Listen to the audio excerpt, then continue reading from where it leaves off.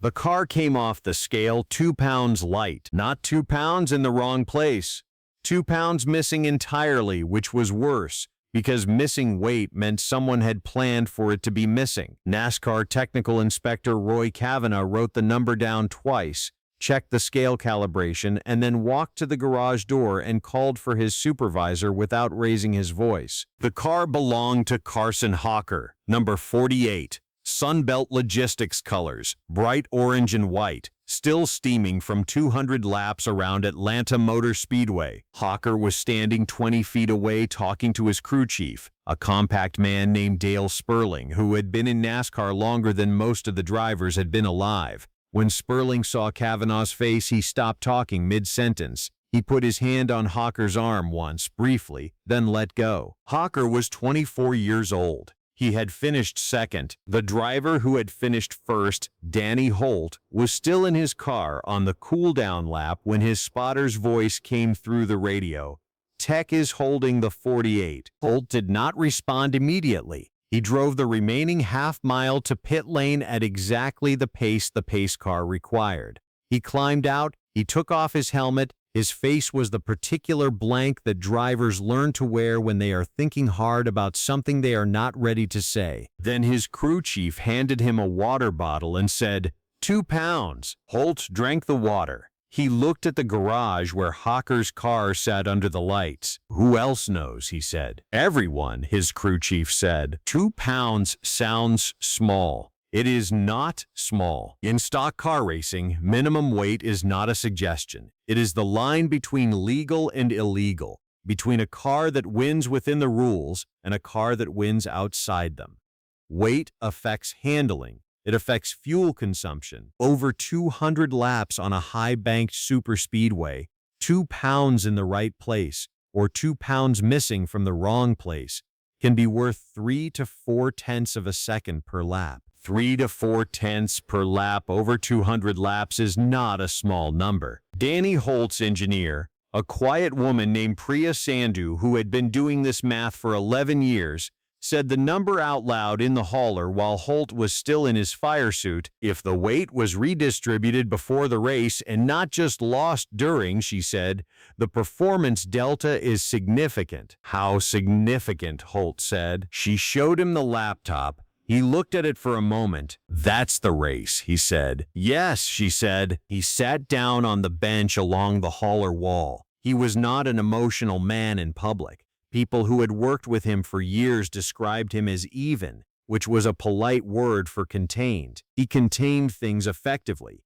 It was useful in a race car and occasionally difficult everywhere else. "What's the process from here?" he said. "NASCAR holds the car. Tear down. Could be tonight, could be tomorrow morning. If it's confirmed, they'll make a determination on the finish." And Hawker? Priya did not answer that question because it was not an engineering question. Outside the hauler, someone knocked twice and opened the door without waiting.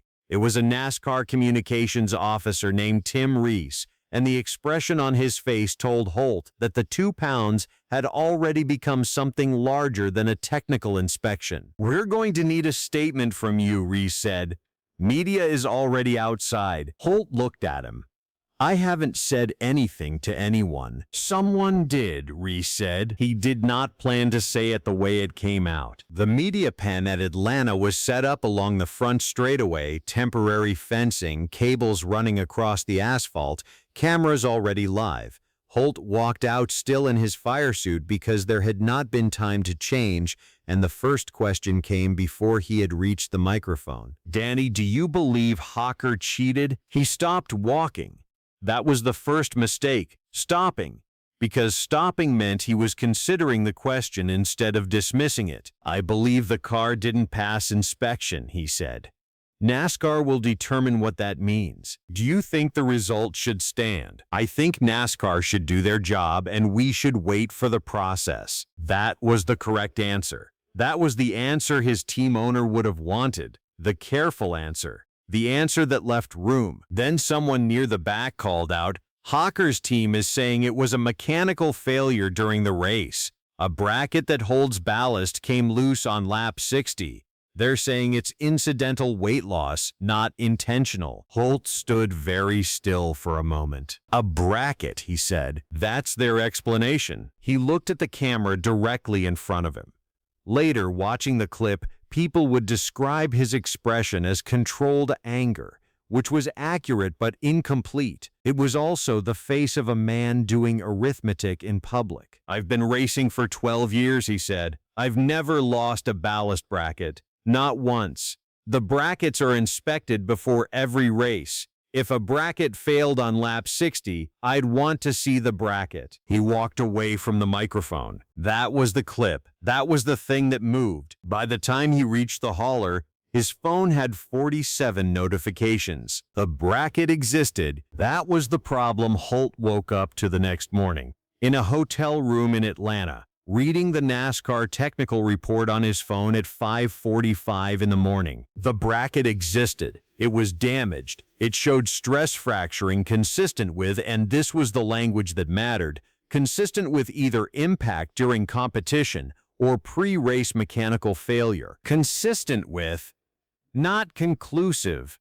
Consistent with covered two entirely different things. He called Priya at 6. I read it, she said before he could speak. Consistent with, he said. Yes. That's not a determination. That's a hedge. NASCAR doesn't want to call a young driver a cheater on ambiguous physical evidence. That's a reasonable institutional position. Is it ambiguous? She was quiet for a moment. The fracture pattern is unusual for impact. Impact fractures on that type of bracket tend to propagate differently. But I'm not a metallurgist, and neither are you, and neither is NASCAR's tech team. And if this goes to a formal appeal, Hawker's team will bring a metallurgist. Can we bring a metallurgist? We're not a party to the inspection. We're the second-place car. He lay back on the hotel bed and looked at the ceiling.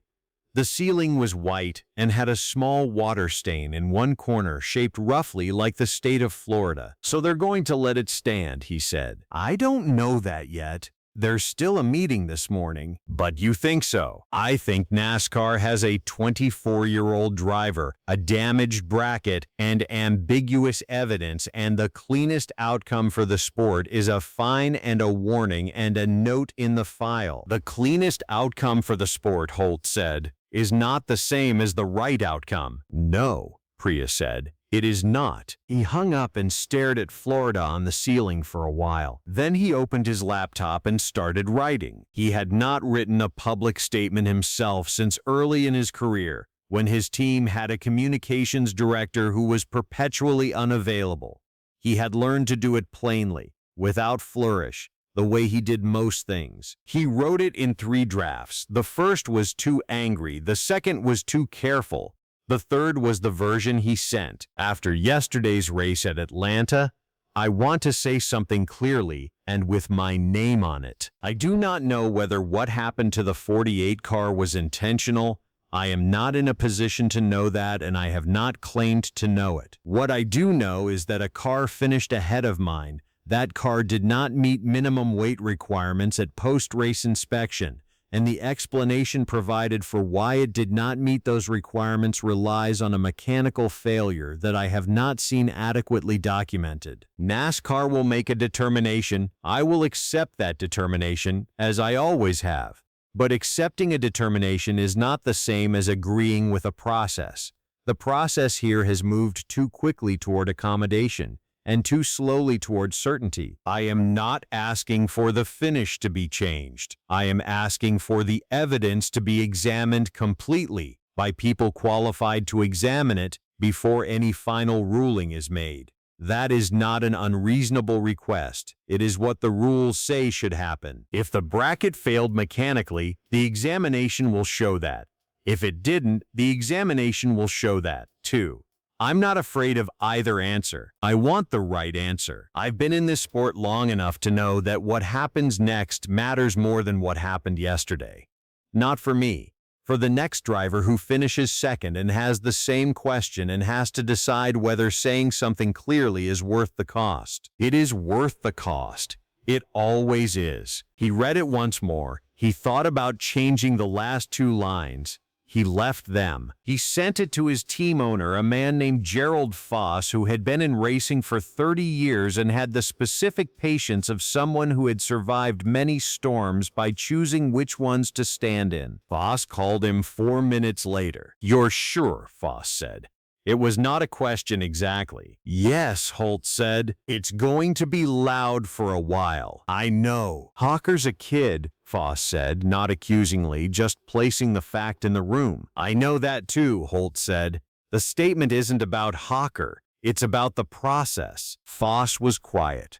Outside Holt's hotel window, Atlanta was waking up, traffic beginning, ordinary Tuesday morning. "All right," Foss said. "Send it." The metallurgist report came 6 days later. It was 11 pages. The relevant section was on page 7, in language that was technical and careful, and, when translated into plain terms, said the following: "The fracture pattern in the bracket was not consistent with impact loading during competition. The fracture originated at a pre-existing stress point that showed evidence of prior mechanical intervention." Prior mechanical intervention. NASCAR issued its ruling the same afternoon.